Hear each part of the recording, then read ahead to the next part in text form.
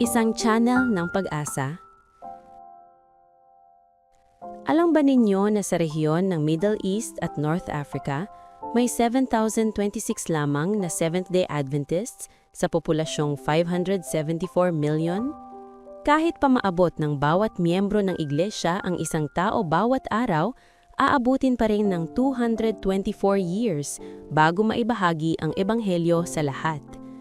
Napakalaki ng pangangailangan, ngunit sa pamamagitan ng media, ang Hope Channel ay umaabot sa mga taong hindi pa naaabot ngayon. Ang Hope Channel ay global media ministry ng Seventh-day Adventist Church na nagbo-broadcast sa mahigit 100 languages.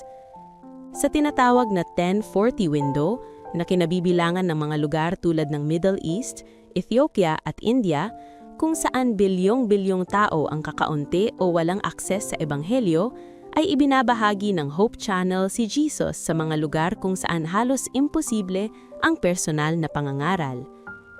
Sa pamamagitan ng telebisyon, digital platforms at online Bible study programs, maraming tao ang natutuklasan ang pag-asa na matatagpuan kay Kristo.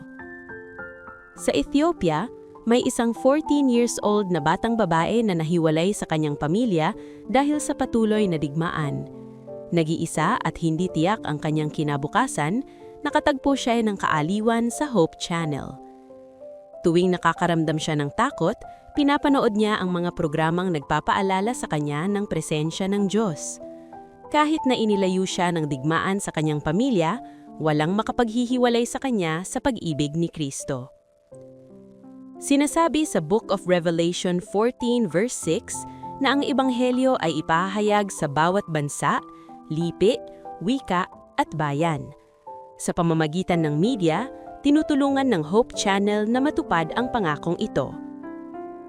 Ang inyong handog, kung ipapamahagi ayon sa mungkahin ng Combined Offering Plan, ay tumutulong sa pagsuporta sa mga ministeryong nakatuon sa misyon tulad ng Hope Channel.